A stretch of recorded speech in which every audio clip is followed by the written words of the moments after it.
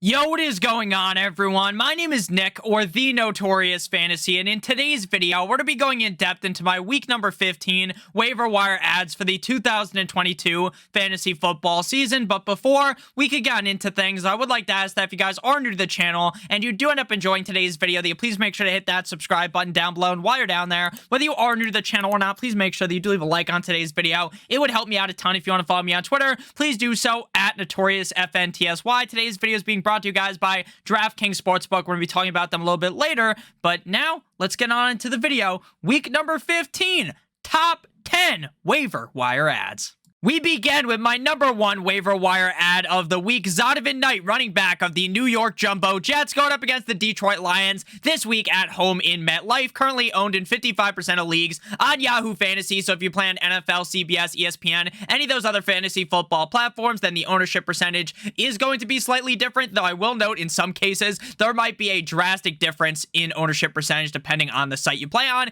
In week 14, up against AFC's rival, the Buffalo Bills in Buffalo. In the snow.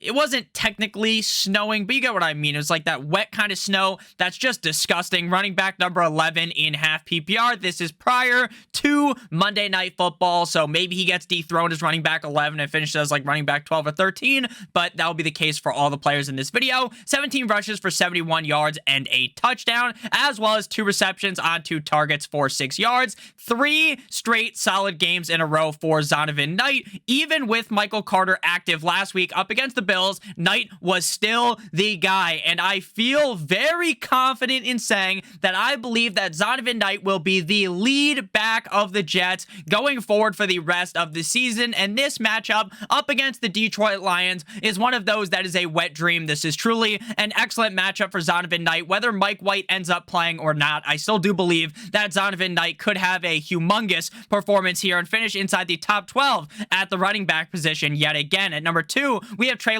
Burks, wide receiver of the Tennessee Titans, going up against the LA Chargers in LA, currently owned in 52% of leagues. Now, last week, he did end up missing the game due to the concussion that he suffered in week number 13 up against the Eagles in Philadelphia. It seemed like that was going to be one of the games for Treylon Burks' rookie year. He had 1 reception on 1 target for 25 yards and a score. It was a very impressive catch that he held on to, especially considering he got a concussion on that play. Wide receiver 36 on the week. But when you only play for part of the game, you're not necessarily going to have that crazy big game. This week, he gets the LA Chargers, one of the worst defenses in the NFL against the pass. I know people make fun of me because, Nick, the Miami Dolphins got absolutely locked up offensively by the garbage-ass Chargers defense. And yeah, I agree that was an embarrassing game. And even though Ryan Tannehill isn't very good at all, I still do think Treylon Burks could get it done this week. And I think Treylon Burks has the upside to be a league-winning wide receiver. Next up, we move to number 3, Zay Jones of the Jacksonville Jaguars, going up against the Dallas Cowboys at home in Jacksonville, 51% owned.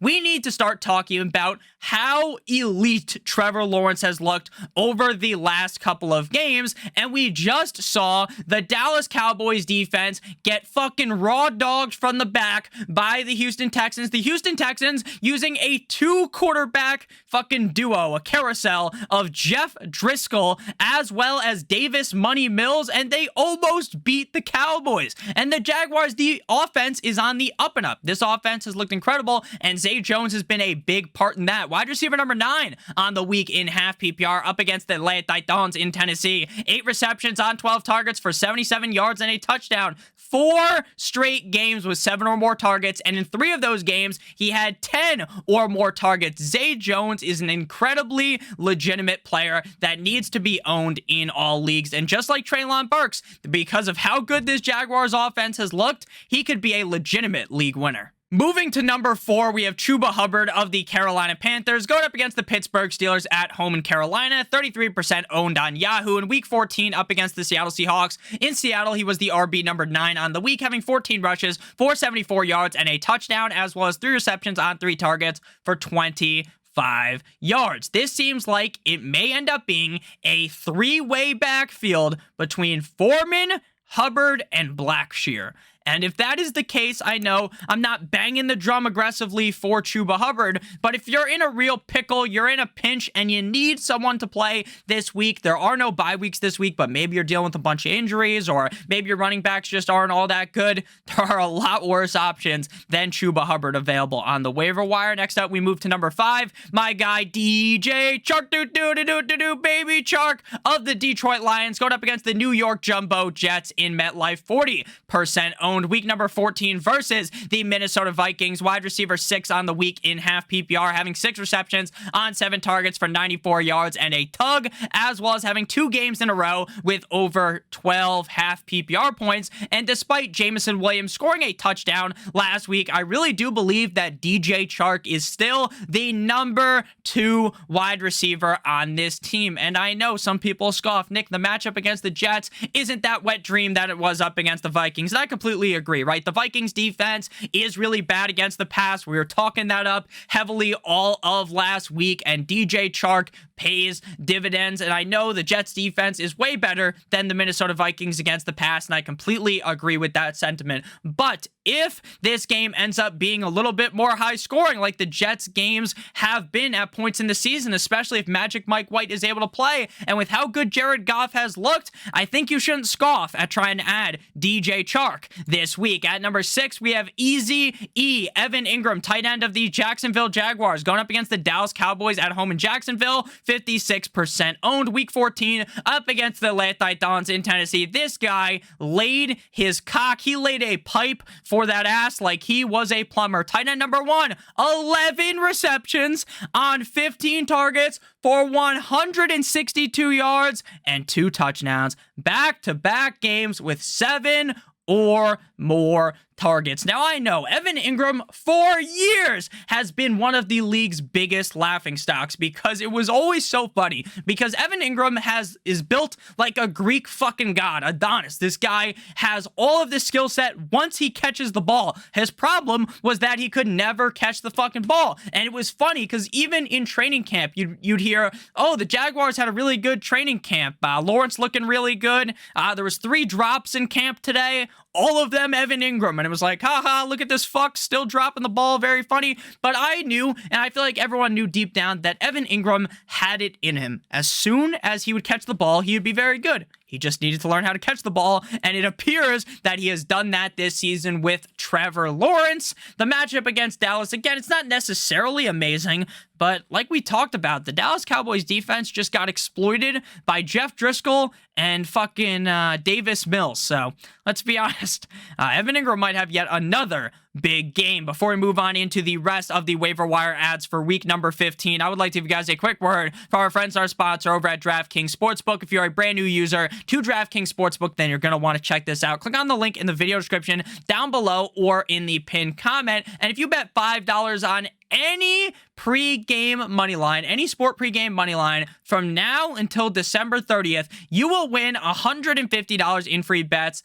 if your team wins. It really is that simple. And again, since your team has to win, we're going to go ahead and navigate to college football. So I'm going to show it on the screen right now. After you sign up, you're going to go top left of the screen. It's going to say college basketball. And then you're going to scroll down to find the biggest favorite of the day. And that is Gonzaga minus 17,500 versus Northern Illinois. They are huge favorites in this spot. It would be absolutely insane to believe that they were going to lose this one. Again, anything could happen, but that is the pick I would go with. I go with college basketball because they have the biggest favorites. Again, bet $5 on Gonzaga, win $150 in free bets if your team wins. Also important to note that if you live in Maryland, you will actually receive $200 in free bets. Back on into the waiver wire. Video at number 7, we have Gus Edwards of the Baltimore Ravens going up against the Cleveland Browns. In Cleveland, 49% owned. Now, if you are someone who is down astronomical at running back, that is really the only scenario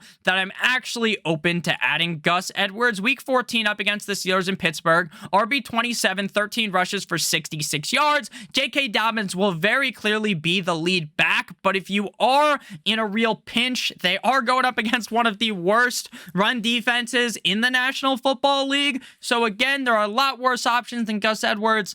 but if you need someone that you think you can rely on all season long, Zonovan Knight is really the only running back that you can pick up this week that actually has that upside to be a guy that's a week in, week out starter for your team. Obviously, you could start Gus Edwards every week. I just can't assure you that he's going to do all that well. At number 8, we have Brock Purdy, quarterback of the 49ers, going up against the Seattle Seahawks. In Seattle, 10% owned. Brock Purdy at home against the Bucs last week. He, I don't know what the fuck happened, but this guy went into Super Saiyan mode. Quarterback 6 on the week against the Bucs. Now I know, but Nick, the Bucs defense isn't as good as you thought they would be, sure, but they just got steamrolled by Mr. Irrelevant. We're gonna have to start calling him Mr. fucking Relevant. 16 completions for 21 attempts for 185 yards, not 1 but 2 touchdowns, as well as 2 rushes for 3 yards and a rushing touchdown. This man slayed the fucking GOAT. Tom Brady played like absolute dog shit in that game, and Brock Purdy stomped on his fucking grave. Brock Purdy is legitimately good, and I don't know if this is just some type of hype train, but it can't be, because he's had back-to-back good games. I know people say, Nick, I don't think Debo's going to play next week. Who gives a fuck if Debo doesn't play or not? Brock Purdy has looked so good, and he's doing all the smart things. He's keeping it smart. Hey, McCaffrey's 4 feet away from me. Let me dump the ball off to him, because he could take it 100 yards to the fucking house. Hey, let me throw it to Brandon Ayuk and George Kittle. 2 of the most talented players in the NFL. It's not hard. It's not hard. This system is amazing. Kyle Shanahan's system in San Francisco is fucking genius. It's genius. It's made Jimmy Garoppolo look good for years. Brock Purdy can be successful in this system, and he also has a little bit of low-key rushing upside. And number 9, speaking of rushing upside, Danny Dimes, quarterback of the New York Football Giants, going up against the Washington Commanders in Washington. Back-to-back games for the Commanders against the Giants because they were on bye last week. The Giants got plowed by the Eagles last week, 55% owned on Yahoo. Brock Purdy was 10% owned. Daniel Jones of the Giants went up against the Eagles last week, like I said. Quarterback number 11, not too bad. 18 completions on 27 attempts for 169 yards and a touchdown, 4 rushes for 26 yards and a touchdown as well. 2 touchdowns, no interceptions. Pretty decent day up against a really good Eagles defense, though one of the touchdowns did come in garbage time. The Commanders defense is a lot better than I thought they were going to be, and early on in the season they were awful. So they're a lot better now. Chase Young is coming back, though. But again, Daniel Jones did just perform up against the Commanders 2 weeks ago. I know this game's away in Washington, but I still feel like Daniel Jones has a lot of upside because of that rushing ability. While he's throwing it to fucking Walmart employees out there when he throws the ball, he still should end up being pretty decent this week. Final guy here, I had to abbreviate his name here. His real name is Chigoziem Okonkwo. A lot of people are calling him Chig. I think that's his nickname. Shout out to my boy Chig. He was excellent last week. He was a guy that I jammed in my fucking DFS lineups. Worked out pretty well now. I didn't win big like I did last week, but had a profitable day, so that's all you can really ask for at times. Tennessee at LAC, 14% owned on Yahoo. Week 14 versus Jacksonville. Tight end 2, 6 receptions on 6 targets for 45 yards and a touchdown, as well as 1 rush. 3 straight games of 5 or more targets. Now, some people might look at the stats and be like, oh, that's because Treylon Burks wasn't there. Well, that's why I included 3 straight games of 5 or more targets. This guy has become a big piece of this Titans offense, and the Chargers defense, again, pretty fucking bad. I know they just butt-fucked my Dolphins 50 Shades of Grey style. I don't know about the Dolphins anymore, guys, if I'm being completely honest with you. I'll be talking about it more on the videos later on in the week, both on here, Stochastic Fantasy Football. Make sure you subscribe, as well as on Notorious Fantasy by Stochastic. I'll probably go on a rant later on in the week about that game, but it is what it is. I think my boy Chig should be added in a lot of leagues. I'm surprised he's only owned in 14% of leagues because he was kind of a speculative ad last week. So thank you guys all so much for watching. If you have any questions about the Week 15 waiver wire, please ask down below. There's going to be players I didn't talk about that maybe you have a question about. Just ask down below in the comment section. I'd love to talk to you guys down there. Please make sure that you hit that subscribe button down below as well as hit that like button. It would help me out a ton. Again, please make sure you check out DraftKings Sportsbook. Bet $5 on any sport pregame money line. Receive $150 in free bets if your bet wins. Again, I suggest Gonzaga minus 17,500 versus Northern Illinois. So have a great guys' day, and as always, good boy.